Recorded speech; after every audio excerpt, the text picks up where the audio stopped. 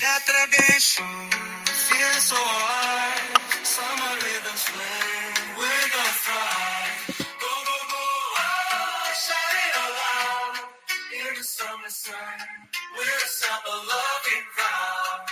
Talking Brazil ball, we're breaking it down. Bringing the passion. Hello, everybody, and welcome to another episode of Talking Brazil Ball, the podcast all about Brazilian football. We're back for another episode to look at match day 5 of the Brasileirão season, and there's been plenty going on. As usual, Bahia pick up their first win of the season, Palmeiras hit the front, and Sao Paulo are the kings of, well, Sao Paulo. All that and much more to come in today's episode. Yeah, welcome back, everybody. Hello, George. We're back for another episode. How are you doing today? No picture at the back for you there today for those watching on YouTube. Bit of a technical problem. Yeah, come on by, James, and hello to everybody listening, watching. Sorry, there is a bit of a technical problem. It seems a bit of gremlins in the system for me today. Not only am I lagging behind severely on the stream, but yes, I can't seem to get my photo at the back. So it's a blurred image today, but never mind. It'll be back on next week. And if you listen on Spotify, you can't even see, so it's irrelevant anyway. As long as you can hear me, James, we're good to go, aren't we? Yep, coming in loud and clear today. So yeah, like I said, match day 5, George. It does seem, even though we had a bonus episode last week, it does seem a while since we've done one somehow. It's been another exciting week for us. Do you want to do the results rundown before we get into everything? Yeah, absolutely, James. I can do that. That would be a pleasure of mine to do. So, like you said, James, match day 4 and match day 5 we're looking at started on Saturday, the 19th of April. Corinthians 2, Sport Recife 1, Vasco 0, Flamengo 0, Rio Derby ending goalless. Grêmio 1, Inter 1, Juventude 2, Mirassol 2. The win for my team at last, James. Galo 1, Fogo 0, Sao Paulo 2, Santos 1, Fluminense 1, Vitória 1, Fortaleza 1, Palmeiras 2, RB Bragantino 1, Cruzeiro 0, and Bahia 1, Ceará 0. Yep, as I mentioned, finally a win for Bahia is a really, really late one there. 90 plus 14 minutes, a penalty. Seeing Bahia over the line for the first time this season, also in there Fortaleza, the Castelao, finally being breached after more than a season. So yeah, lots to dig into, George. But before we do all of that, I think it's time for the quiz of the week.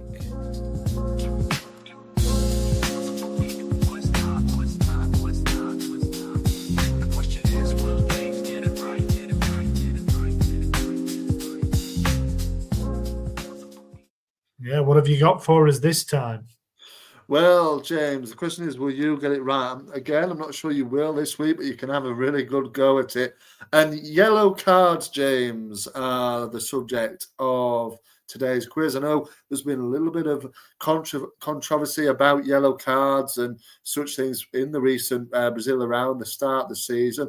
I'm wearing a yellow shirt today, and I can't believe I've gone nearly 4 minutes without mentioning Leeds and our promotion, James. Obviously, wearing my Leeds shirt in honour of that this evening. But yeah, so the question to you is, James, like I said, allegations of betting scandals are rife at the moment in the Brazilian Serie A.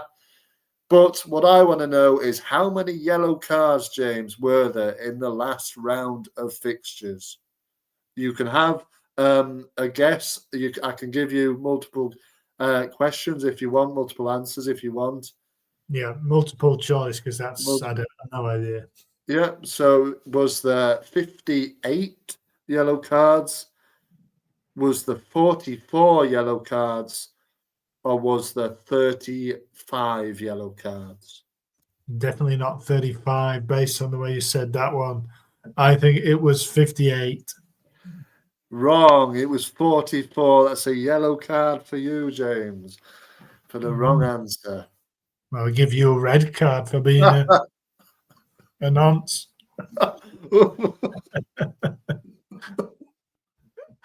Yeah, that was a good one. That was a good one. I mean, that's not that bad, really. That's about 2 yellow cards a game, isn't it?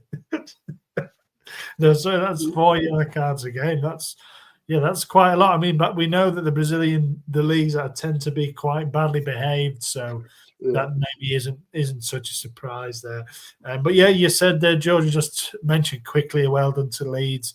Obviously, you've got your shirt on. You had to mention it. No Brazilians in the Leeds squad, of course, but maybe there'll be one or two next season when they hit the Premier League. Who knows? Yeah, who knows, James? Let's wait and see, And obviously, we've got a very famous Brazilian man, former Leeds player, doing the business, haven't we? So, yeah, maybe it's another one uncovered in, next season. I'm certainly looking at Serie A in terms of who we can get in. That is for sure.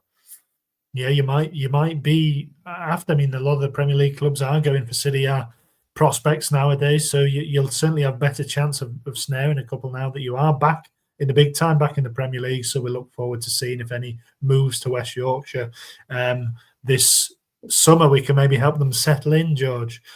Anyway, in the meantime. In the meantime, that's for the future. For the here and now, we're looking at the games of the round. And let's have a look. Let's move first, George, to Sao Paulo. And you, of course, were covering one of the Sao Paulo derbies. And that was a first win of the season, finally, for Sao Paulo. How did you see this one? Sao Paulo 2, Santos 1. Yeah, at the fifth time of asking, James, Zubeldia was absolutely delighted. Pressure off, I think he said. And they, of course, they won last night, I think it was, against Libertad in Paraguay 2-0. And it was, James, the Ferreira and Andres show again for the last two games in a row. Both those guys will score goals in the same order. In this particular game, though, back on Saturday, I think it was Sunday. Sorry, yeah. Look, it was a kind of tight game. Santos shaded it by quite a lot. Had the more possession, the more shots. Although Sao Paulo tellingly had the higher XG of the two. And I think, yeah, really Sao Paulo absolutely delighted with this. Absolutely delighted. They really, really needed a win. Finally, they got one. And for me, really, a couple of nice goals, like we talked about Ferreira last week, didn't we, James? And the start that he's made has been actually quite good. Andre as well, like I said, they've both been amongst the goals. And, it's pressure off for Zubeldia. I would have said if they didn't win this game, James, I think Mr. Zubeldia would have been under high pressure. Winning 2 now in the Libertadores as well, is pressure off a little bit. And, you've got to say, hopefully, from their point of view, they're on to better things. In terms of Santos, James, they're still looking for a new manager.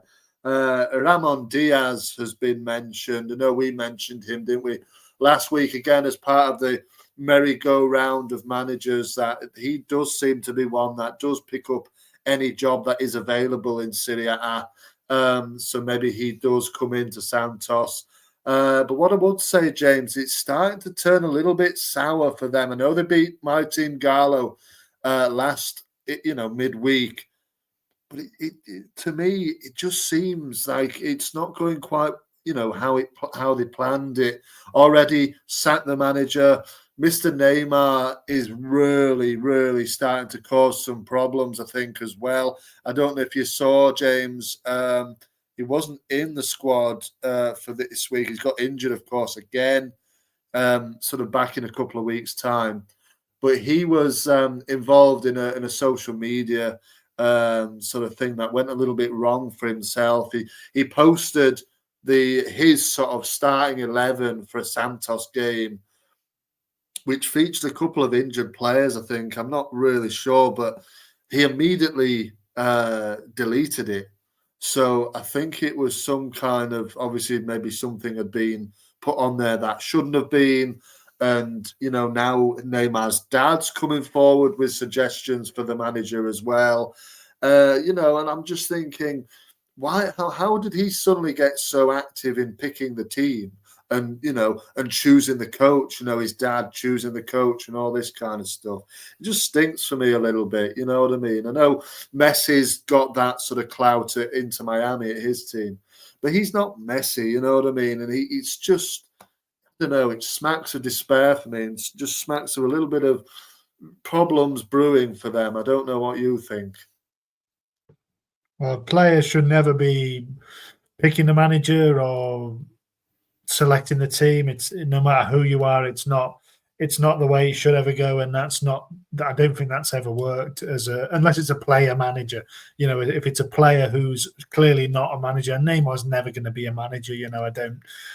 You never know who these kind of players will turn into once they retire, but I would put good money on Neymar never becoming a manager. So he shouldn't be anywhere near picking the team, and that always is just going to cause problems with his teammates for those who he's perhaps suggesting should be left out. But in any case, it's not a good sign of a team that's well run. So I think the results suggest that anyway. Obviously, Neymar, he may as well pick the team. He's not playing, is he? But that's not what they brought him there to do. Yeah, I think with Santos, I think they needed a good start. And then the Neymar thing will probably become, it's not a sideshow. It's just kind of an irrelevance. If he's not on the pitch, he's not on the pitch, but the team are doing well. Fine, he can maybe be still like an emblem of the team, but things aren't going well. I think it does start to become a bit of a distraction.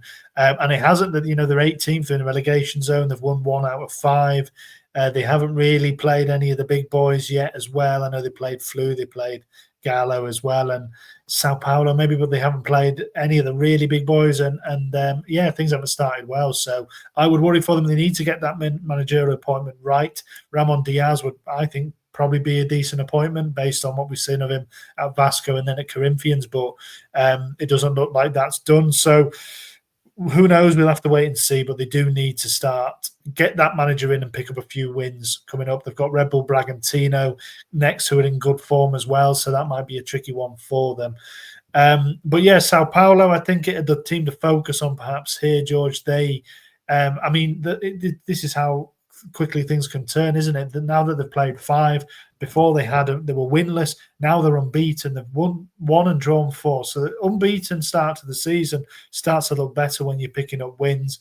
And they're now probably quite well placed, really, defensively sound. They've got Ceará next. You back them to win that, they can start looking up the table. Yeah, well, this is it. Like you said, if you're drawing games, you haven't won, you've no win in 4.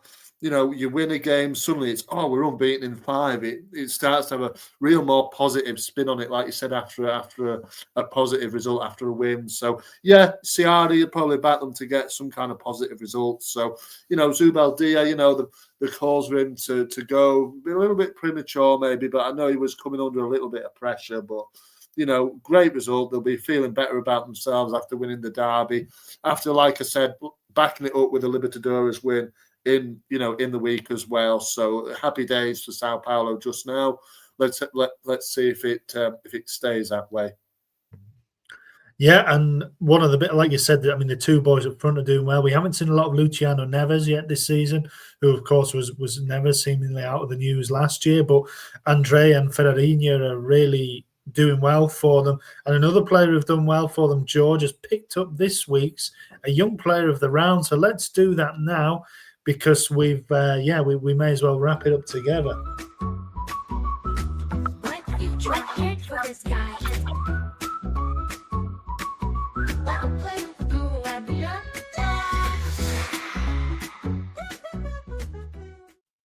Yeah, the Sao Paulo Academy keeps on ticking along, George. It's very well known for producing some really good players. We had the guy last year, don't know if you remember, William Gomez, who has since moved on. I think he went to Porto, actually, didn't he? Yes. And that was, that's a really big kind of statement, really. If you're picking up, you're moving to Porto from a Brazilian club, you've got something. And he was a good player for them. So it was a shame that they lost him, but they have replaced him, George, seemingly with a couple of young players. And the first one that we're going to talk about, I do want to touch on another of them, but the first one we're going to talk about has won this week's Young Player of the Round award, and he didn't have a lot of competition, but it is Mateus Alves. Do you want to tell us a little bit about why he's won ahead of Estevao, who got the William Estevao got an assist, first assist of the season for him, probably the first of many. But yeah, he was beaten to the post by Mateus Alves.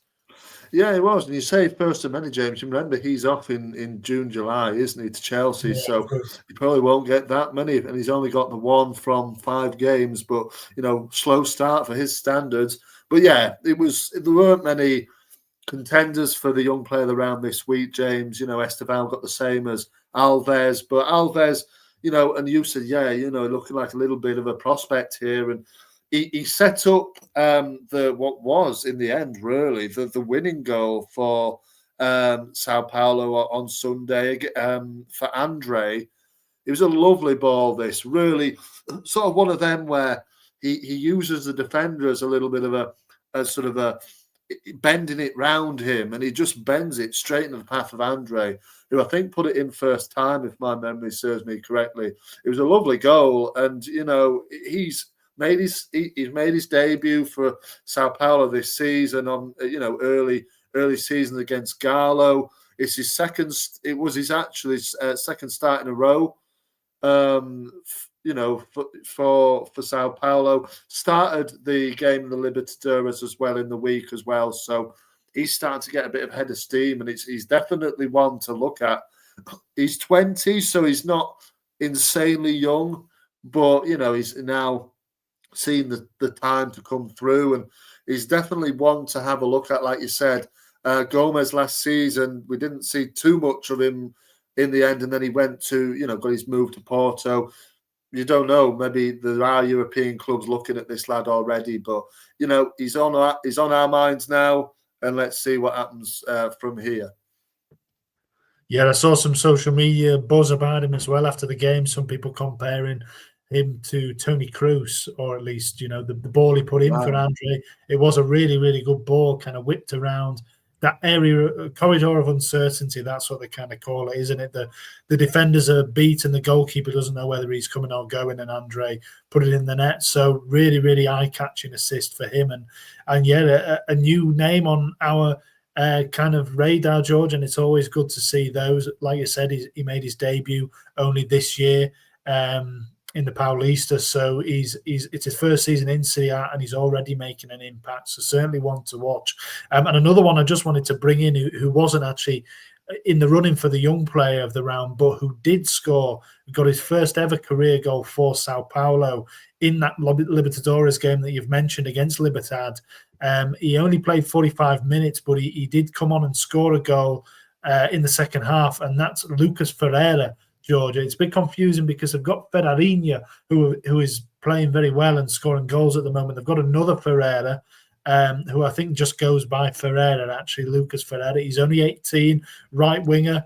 And yeah, he got a goal, the opening goal of the game against Libertad. And I just wanted to mention him just because obviously we're giving it to Alves, but I just thought he was worth mentioning because he's obviously got a bright future as well. Already made 10 appearances in a similar way to Alves. He's made his debut this year in the Paulista, and he's already made 5 appearances with 2 starts, it has to be said, as well in the Brasileirão this season. So another one to watch there, George. Yeah, definitely. And I must apologise, James, to him, actually, if he's listening, because I automatically went to think it was Ferreira, the other guy who scored in that Libertadores game. Obviously, it was Lucas. So, yeah, I apologise to him. He was a man who scored. Definitely one to look at. Yeah, 18-year-old. And, yeah, let's see how he gets on. But it is Alves this week with a young player. Yep, that's absolutely right. Yeah, it is a bit confusing. We'll have to look a bit deeper sometimes now. You see Ferreira, because it's just Ferreira, isn't it, on there? Yeah. But yeah, Ferreirinha is the older of the two, the one in form. Ferreira is certainly one to watch, though. So well done to both Mateus Alves and Lucas Ferreira. There's certainly 2 to keep an eye on as Sao Paulo look up the table. I don't know if there's anything else you wanted to mention on that one, George. Obviously, we know it was a Sao Paulo derby. Will hurt Santos losing that one. Was there anything else you wanted to touch on before we move? Not really, James. No, I think that's about all for for that one. Fantastic. Well, let's move on to another derby then. My game of the week, which was the Grenal derby in Porto Alegre. And that was Grêmio against Inter, George. Grêmio against Internacional, my boys. I had backed my boys to win this one. They're not in amazing form. They haven't started really that well. They were coming off the back of a loss against Palmeiras, which will have hurt them. Obviously, they will have wanted to come into the game against their rivals at the Arena de Grêmio and bounce back. Grêmio, of course, as we touched on last week, quite heavily, really, were without the manager. They'd sacked Quinteros ahead of the game, so they actually didn't have a permanent manager in place for this. They had an interim called James Freitas, who was in charge and managed to get a good result, really, by all accounts, a good performance. It was 1-1 in the end, George, so honours even, couldn't separate them, and by all accounts, from reading the coverage and everything, it seemed like a fairly even game, really, a fair result. There wasn't too much in it either way. Grêmio opened the scoring. It was an own goal from the goalkeeper, Anthony, who we did speak about at the start of the season as a relatively young keeper coming in for Sergio Rocher. He was really unlucky, to be honest. It was a good bit of play from Grêmio, ball into the box, and I don't know who it was actually who had the shot, but he was right in front of the goal. It was an open net, and he kind of shanked it off his side foot, and instead of putting it into the net, he kind of put it back across the goal. And Anthony was there, and it just hit Anthony and went in. So a little bit unlucky just before half time. And then second half, Alan Patrick, who always comes up trumps for Inter, came up with a penalty, pretty blatant penalty in the second half. But that wasn't the end of the story, George, because the controversy, I mean, it seemed like fairly serene derby, although there was one of the Grêmio players, Gabriel Grando, was sent off by the referee after half an hour when he wasn't on the pitch. He was one of the substitutes. Got a yellow card. I think he kept complaining and was given a red. But otherwise, it seemed like a fairly kind of innocuous game. But there was a big incident at the end where Aravena was going through for Grêmio and Aguirre took him down. For my money, George, I don't know if you've seen it. It looks a penalty. It really looks a penalty. It's right at the end of the game. He kind of steps across him, and there's no reason for Aravena to go down unless he's been caught. I mean, for me, it looks pretty clear cut. The VAR actually sent the referee to the screen. The referee didn't give it. The VAR sent him to the screen, and the referee said, you know what, no, I'm not changing my mind. And we don't often see that here in England. When the referee's told to go to the VAR, he usually then does change his mind. But yeah, he wasn't having it, and he said no penalty. And that was hotly contested after the game. Grêmio obviously felt hard done by. Roger Mercado, obviously an ex-Grêmio man, was quite accepting, I think, that it perhaps should have been a penalty and his team were a little bit lucky. But at the end of the day, I think both sides were probably a little more than satisfied with the draw. Grêmio stays second to bottom with 4 points. Inter with 6 points are up in 12. So not great starts from the Porto Alegre Giants. But I think at the end of the day, a point probably just about serves both of them. They both get out intact. But, George, the big news coming out of the game, which I think you'll probably have seen, is that Grêmio have now appointed a new manager, and it's your mate Mano Menezes has come in, obviously off the back of Fluminense sacking him just a couple of weeks ago. He's already back in a job. And he's taken over Grêmio. So people have seen it as a bit more of a pragmatic approach from Grêmio, and I don't think that's a bad way to go. So I just like your reaction to that for Mano and obviously to the game itself as well. Yeah, I think in terms of Mano, it's a good appointment. But, we touched on it last time, didn't we, James? I think we both kind of agreed that, yeah, it's a kind of a decent appointment for Grêmio. I think he'll stabilise them. He'll get them playing solid football. He came in at Flu last year, and he really, he did a good job. He took them into kind of mid lower table, which was better than what they had been doing for the time that Denise was there, before he came in. So he did okay with them. All right, the team is lesser, but I think the remit for me for Grêmio, and the way they started this season as well, they sacked the manager. It didn't work out with Quinteros. I think is staying up. for me. And I think he can more than do that. It's a similar situation to when he came in at Flu, maybe, last season. So I think he's a good choice. I think he'll stabilise them. He'll get the players like Braithwaite, maybe, scoring goals as Monsalve is in there as well, who's an exciting prospect as well, isn't he? So just need a little bit more. I mean, that in terms of the game itself, it was a comical goal, that the own goal, wasn't it? It was ridiculous. It was popping around. It finally came off, off the lad and into the net. It was quite a crazy goal to concede, for the goalkeeper of Inter. But as you said, both teams probably kind of happy with that. It was kind of uneventful, if you like, off the field as well, which is always a win, isn't it, for everybody, to be fair. And yeah, fair enough, a point apiece, early doors.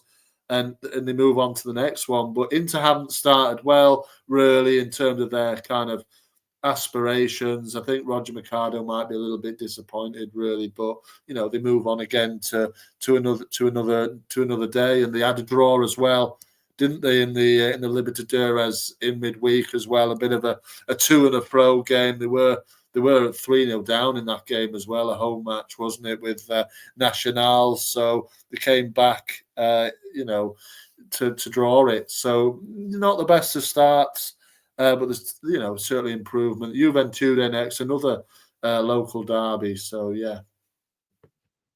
Yeah, another Rio Grande do Sul rival.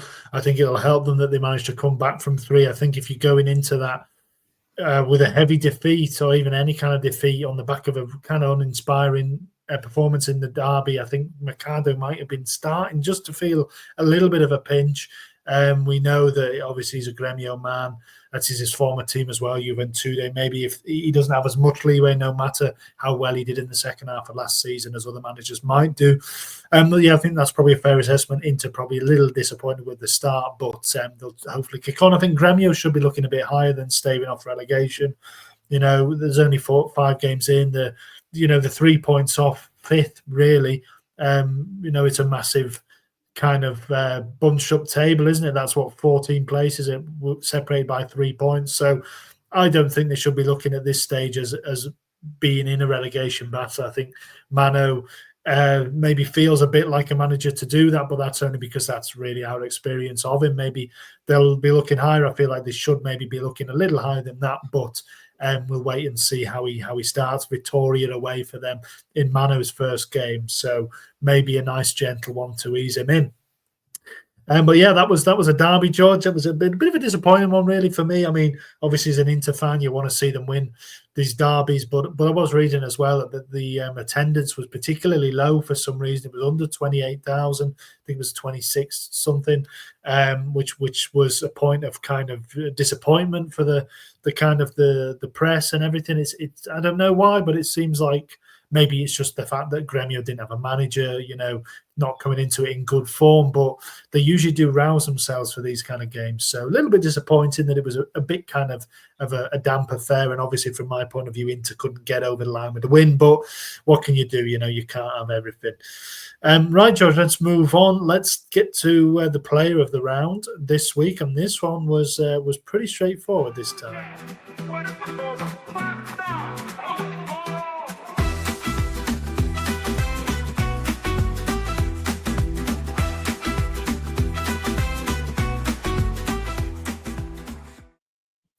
Yeah, we were spoiled for choice last week, weren't we, with all those braces? There was 5 or 6 players getting 2 goals apiece.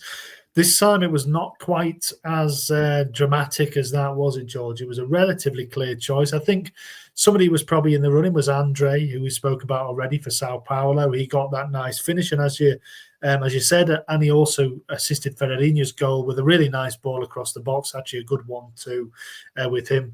So he was perhaps in the running, and he did back that up in the Libertadores midweek as well. So he's a good start to the season. But there was no disputing, really, was there? And it was your man. I'll let you introduce him because I know you're a fan of his. Well, yeah, I mean, there's so many braces, James. I was thinking of getting some myself, but last week. But yeah, the man that wins it is Memphis Depay. For his brace again, he got another brace. He's doing really well. Start the season really well. 2 goals against Sport Recife. He is the winner of this week's award. The only one, I think, the other one to come close, James, which you didn't mention, was Palmeiras goalkeeper Weatherton, who at 37 he saved a last-minute injury time penalty to win Palmeiras the game, preserve their lead, and eventually win them the game at Fortaleza, who, like you said at the top, first time they've been breached at home since the beginning, the 2023 campaign. So that was potentially on the cards for him, but I don't think you can look past 2 goals for Memphis. So he wins it this week.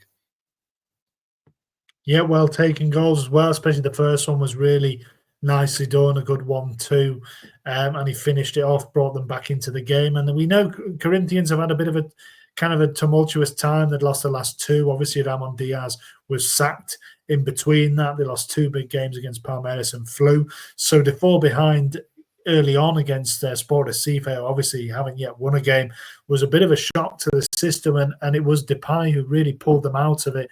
The first one was like I said, really well taken. It was right after half time, so Sport Recife had scored right before half time. Depay got the equaliser just after, and then he scored the second on the hour mark. Again, it was a pretty well taken goal. The deflection kind of helped it in.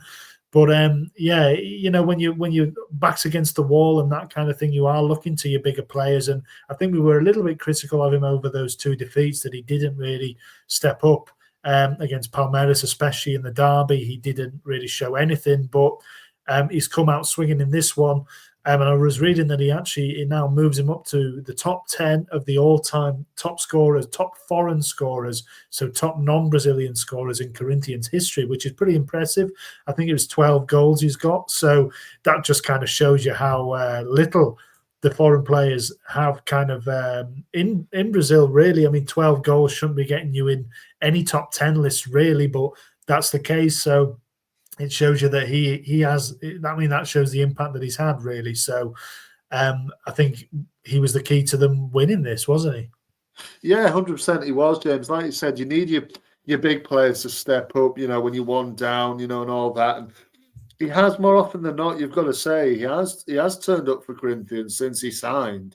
And we questioned it when he did sign, but ultimately you can't argue with with his application, with his input, the output that he's getting in terms of goals and assists.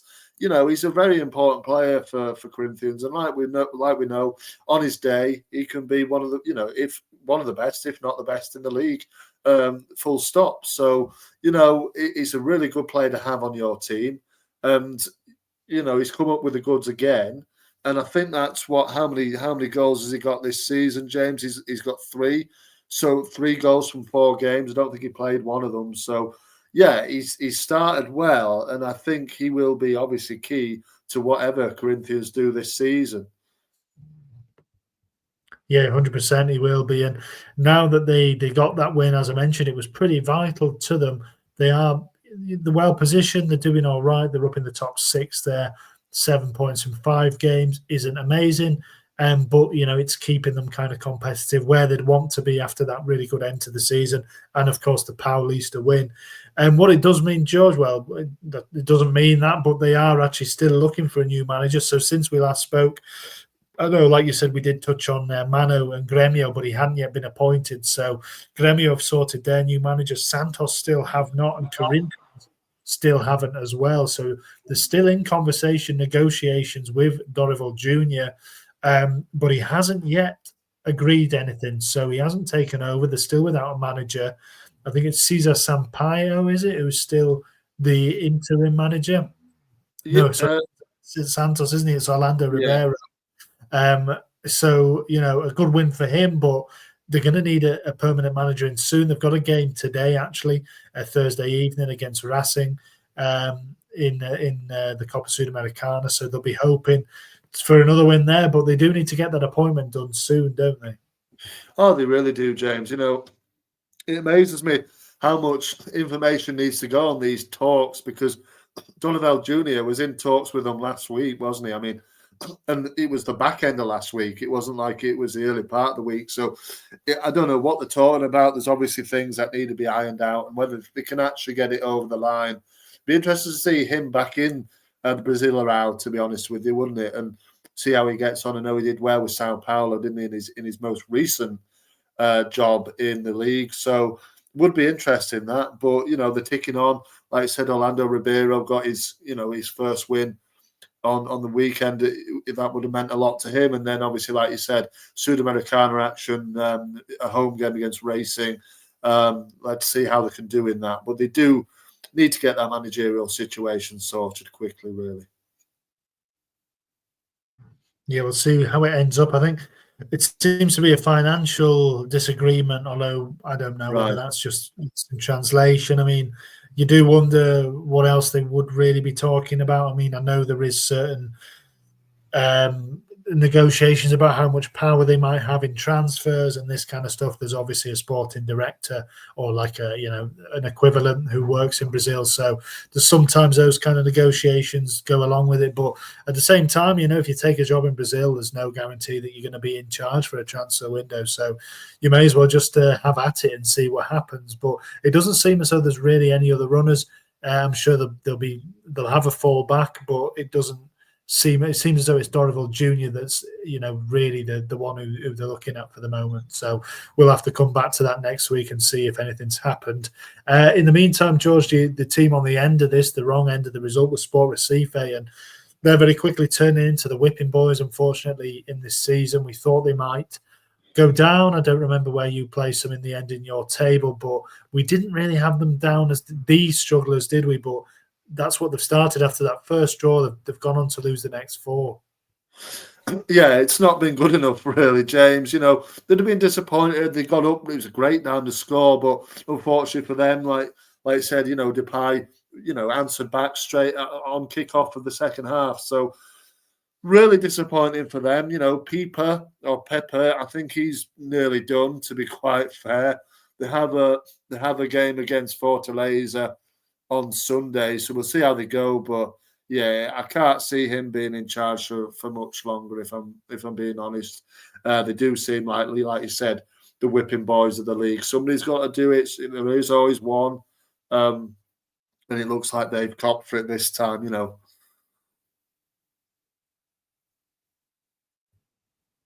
Yeah, they might come back into it. I mean, it's only 5 games, isn't it? But you don't start well, and you're always going to be right up against it. And people, like you said, is probably fearing the worst already. Although, in fairness, they could have pulled the trigger on him, and they haven't done. So maybe they're willing to give him that little bit more time. We'll have to wait and see. But as you said, they did get themselves in front, and that was a big moment for them. And it was a really, really nice goal as well. And it didn't actually win our goal of the round in the end, but it was certainly in the running.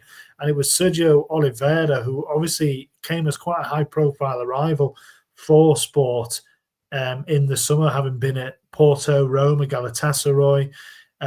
He's a pretty well-known player, Portugal international. It was a bit of a strange signing, really. I don't know quite whether he had a prior relationship with Paiva, maybe from another club, but it did seem a bit of a weird signing. Anyway, it was a really well-taken goal on the half volley, really kind of blasted it into the net, good 1-2, and with his teammate.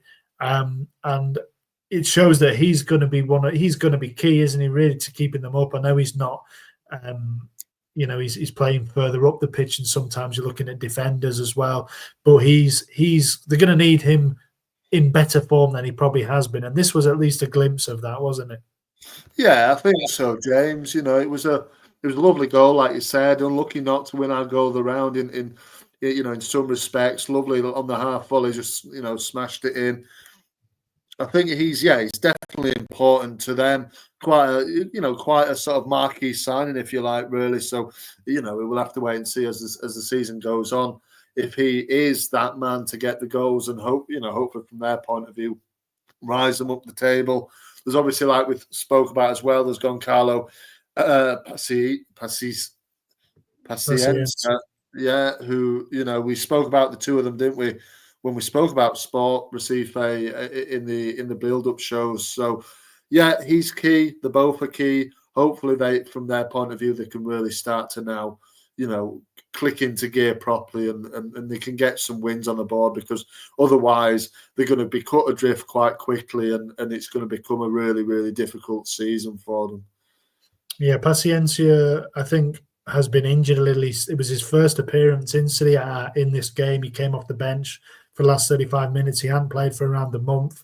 So I think he'd been injured, and that was his first game back from injury. So that's a positive for them, because he is a decent player on his day and he can certainly be a difference maker. So hopefully with him back, Oliveira, maybe a bit of confidence, they might go into the next game with a bit of something, because it'd be nice to see them at least put up a fight. We don't want to see a team just get beat every week. That's no fun for everybody. You know, Southampton in the Premier League this season is basically a black hole, and nobody really wants that. So let's see. Fingers crossed they can pull themselves up a little bit next time out, George. Anyway, let's move along to the goal of the round.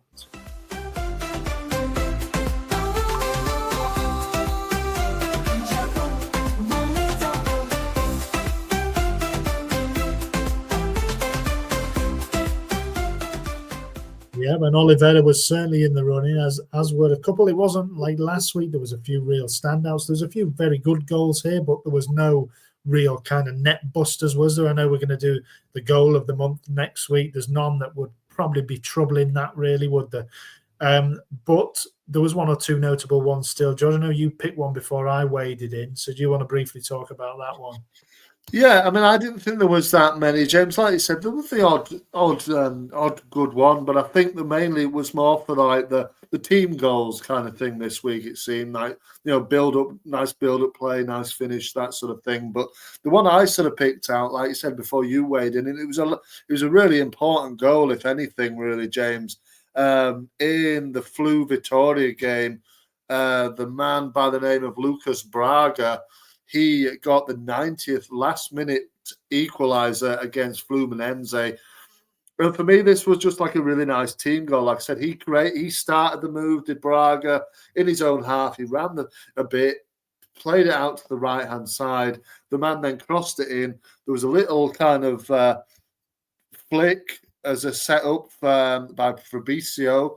He sort of flicked it back to Braga, and he just put it in the bottom corner. I thought it was a lovely, well-worked goal, which, you know, highlighted Braga as like this sort of catalyst of the goal. He started it, he finished it. I just thought it was quite a nice goal, really, that one. Yeah, it was an important one. Like you said, you could see the reactions from the Flu players at the end of when that goal went in. They were on the floor, all of them, just kind of absolutely gutted, because Flu have started very well, and that kind of puts a bit of a pin in that, really, and brings them back down to earth a little bit. So not a great result for them, and a good goal for Vittoria and for Braga. But it wasn't the goal of the round winner, because I, like you said, waded in and said, no, let's go a different way. So the chap we gave it to in the end, George, was Ennio from Juventude. And I thought this was a really good goal. To be fair, he takes it nicely on the kind of the edge, the corner of the area, and then he just kind of hits a really kind of powerful low drive past the goalie. It kind of stays at the same level the whole time, like a laser, a low kind of strike. And it put Juventude 1-0 up in this game against Mirassol. In a battle of two teams who look kind of, well, they are kind of newbies in some respects in the division. I mean, Mirassol certainly are. They couldn't be any more newer. But they are two teams who look kind of well equipped. We thought Juventude were going to be fine last year. They were.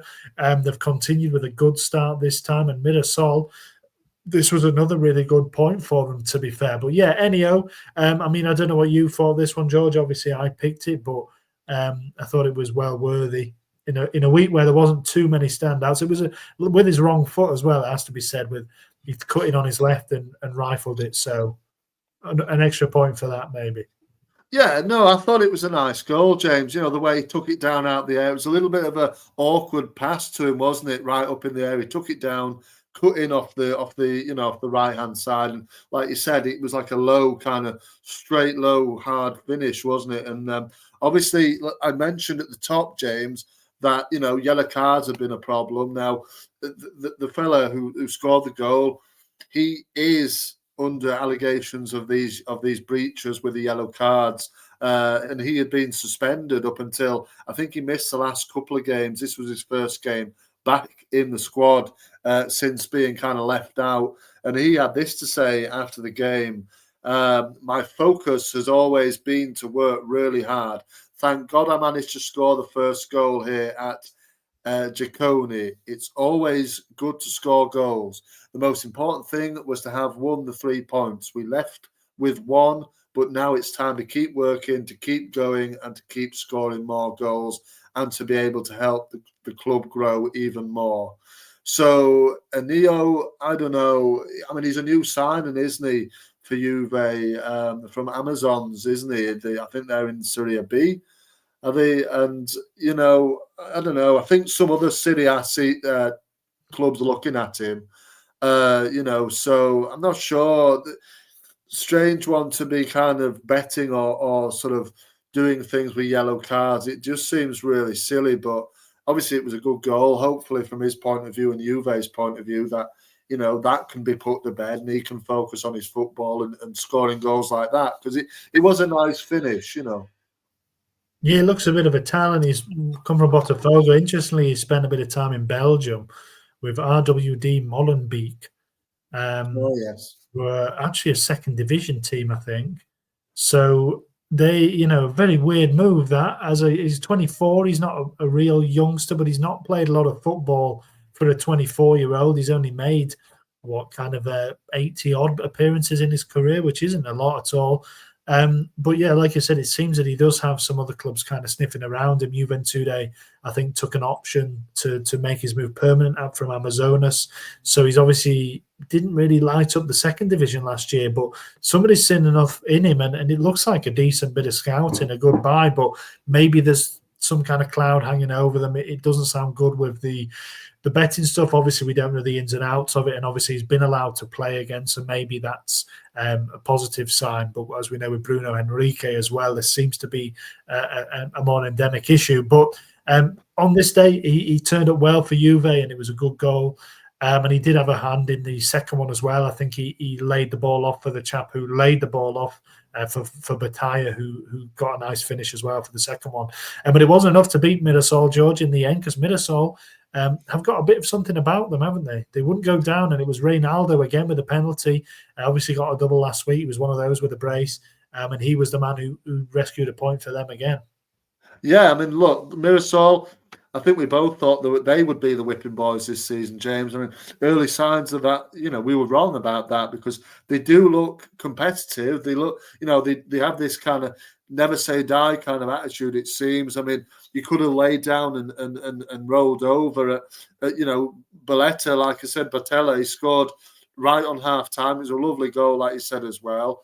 That put, you know, Juve 2-1 up, but they had the resolve to come back. I think it was a bit of a soft penalty, if I can remember correctly. They all seem to be, don't they? Really, they just seem to be penalties given out for nothing, to be honest. But you know, it was a penalty, and Ronaldo, you know, that's his third in 2 games, and he seems to be a real catalyst for them and an important player, which we knew he would be. You know, he's a very experienced man. You know, and you know, he's proven that he is. You know, he's proven his importance to the team there. But yeah, fantastic result. You know, Rafael Guineas, he's doing well, and I know we're going to pick our, you know, manager of the month as well soon, James, as well. I've got to say, he's got to be in with a shout here if they you know, continue to go well till the end of the end of the month. Yeah, maybe. I think there's probably only one more game, isn't there? I don't know when. Yeah. The games are on Saturday this week. I don't think there's a double game week, is there? No, so we won't pick them next week. We'll pick them the week after. Oh, sorry, I think we will. It will be May by the time we have another one, I think, possibly. We'll have them. Yeah, we'll be May's on the Thursday, so we'll be the first, I think, actually. So yeah, very good timing for once. It probably won't fall like that again, but that's good timing. Yeah, it could be in the running. Certainly, it started well. Mirassol unbeaten since the first day now, so they are comfortably kind of mid-table. I've got your boys next, George Gallo. Gallo at home, so that could be a bit of a banana skin for for Kuka and your lads. But they're, of course, like you said, coming off the back of a good, very much needed win against Botafogo, which didn't lift them out of the relegation zone, actually, George. But, a win over Minnesota certainly would. So that's the awards done up. I don't know if you wanted to mention Gallo just quickly on them. Yeah, sorry, James. I was just going to say, obviously Garlo, great result for Garlo. And I, pinpointed it as a bit of a shootout, didn't I, for Kuka or Paiva to go. And, it's beyond me how Paiva still has a job, to be quite honest with you, James, because they lost again in the Libertadores early hours of this morning in Argentina against the Estudiantes. It was a 1-0 defeat. And like I said, I'm not really sure how Renato Paiva hasn't lost his job quite yet. They have a game against Fluminense early hours of Sunday morning here. Surely this time, if they don't get a result here, it's curtains for him. But yeah, fabulous, great to see my boys on the score sheet finally with a much needed result. Obviously, Botafogo were down to 10 men for much of the sort of last parts of the second half, really. David Ricardo got his marching orders, and that probably helped them. But great result, great to see. But I do think Botafogo, yeah, he's on borrowed time. I think is Paiva. Yeah, we've said it before that he probably is, but at the same time, I don't know where they go from there. They obviously didn't employ him as the first choice, and maybe there's now somebody available who they think can do a better job. But I don't know what it helps to sack him now. You may as well give him a bit of time. They're obviously not looking like they're going to challenge for the title to retain it. So for me, you may as well just give him a bit longer and see how he goes, unless it turns into a flu kind of situation. But even if you think last year, flu gave Diniz quite a bit longer. I think maybe 4 or 5 games more before they changed it. And I'd say maybe he deserves that before they start looking into anything else. But yeah, he's certainly got to pick up some results soon. They've got flu next, and that's not an easy game really at the moment. So yeah, if they don't win that, maybe you could be right. They might just say enough is enough. We are champions after all. They are sitting 15th, so they do need to get better, certainly. Anyway, George, that's a good roundup, I think, of the week that was in the Brasileirão. Certainly plenty of talking points, as always. Why don't you just let us know then what's to come, and then we'll do our games of the week for next week. Yeah, it would be a pleasure, James. So match day 6 starts on Saturday, the 26th of April. Inter hosts Juventude, Ceará hosts Sao Paulo, and then at 10:30, and at 10:30 also, Mirassol host Galo. Into Sunday, 27th of April, then midnight kickoff is Sport Recife against Fortaleza. 1 a.m. Fogo face Flu. 8 p.m. English time, Flamengo host Corinthians. 10:30 p.m. sees Vasco travel to Cruzeiro, Bahia travel to Palmeiras, and Vitória hosting Grêmio. And then the match day finishes Monday the 28th of April, 12:30 a.m. kickoff UK time. Santos are at home to Red Bull Bragantino. Yeah, another kind of Sao Paulo derby, although both of them kind of on the outskirts of the city in that one. Red Bull Bragantino going well. We haven't really mentioned them, but they are looking very good at the moment too. Seabra, as we have backed him in the past, doing a very good job, not surprising to us. So, George, what are you going for there? There is a few kind of tasty-looking games, isn't there? There is a few tasty-looking games looking at it, James. You got the Inter-Juve derby, Mirassol and Galo could be interesting. But, even Cruzeiro Vasco as well. But I think I'm going to go with Flamengo Corinthians, James, as mine. I think Flamengo having a couple of really disappointing stalemates, one against Vasco, then in the Libertadores as well in the week, a 0-0 stalemate in Ecuador with LDU de Quito. Very disappointing. So I'm interested to see how they bounce back And Corinthians will Donovan Jr. be in the door by then? Who knows? So it's an interesting one to look at, that one. So I'm going with Flamengo Corinthians. Yeah, the 2 points back on Palmeiras now, Flamengo. So it's not an easy looking game for them, and Palmeiras should probably back them against Bahia. So yeah, a good one. That I'm going to go for Fogo and Flu, just because for reasons we said there. I think Paiva might, certainly be his job certainly under scrutiny if they lose that. And I think Flu, obviously, we mentioned that late draw with Victoria, but they have started well. They're up in third. So I think, it's also a Rio derby, of course, that one. So I think a lot to look at, a lot to look forward to for that one. And I think I'm going to go with that one. Fair enough. I think that would have been my second choice as well, James. But I think Fla Corinthians just pipped it for me. But yeah, it'll be a decent game, that one. Yeah, 2 good games to look at next week. Right, George, all that's left to do then is to run down the league table after 5 games. It's starting to shape up to some degree. There's still not too much, maybe you can tell, but we can see Palmeiras, Flamengo still up there. Flu having a good season. Why don't you let us know how things stand? Absolutely, James. It'd be a pleasure. So top of the table is Palmeiras on 13. Second is Flamengo on 11. Third, Flu on 10. Fourth, RB Bragantino on 10. Fifth, Ceará on 7. Sixth, Corinthians also on 7. Seventh is Cruzeiro on 7. 8th is Vasco on 7. 9th, Juventude on 7. Sao Paulo in 10th on 7. Mirassol are 11th on 6. 12th is Inter on 6. 13th, Bahia on 6. 14th, Fortaleza on 5. 15th is Fogo on 5. 16th is Vitória on 5. Into relegation zone, James. Galo, 17th on 5. 18th is Santos on 4. 19th is Grêmio on 4. And propping up the table on just 1 point so far is Sport Recife in 20th position.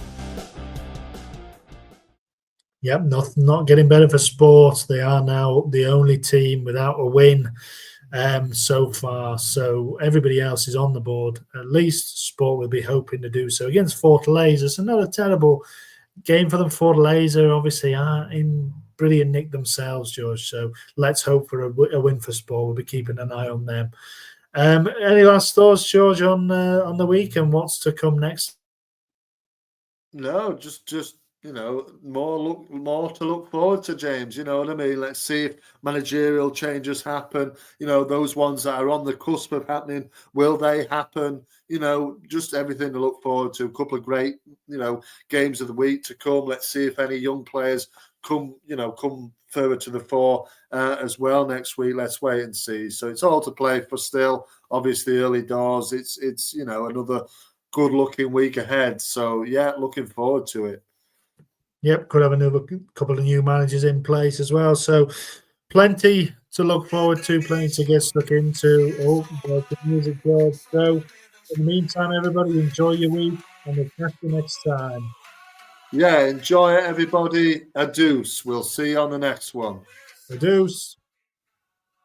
Talking Brazil ball, we're breaking it down. Bringing the passion from every town. Let the world be filled with love tonight. Sway to the beat, make you feel so right. Summer, summer vibes, we're dancing in the heat. Go, go, go. Candy beat, talking Brazil ball, spreading love in every way. In the sound of paradise, we're here to stay.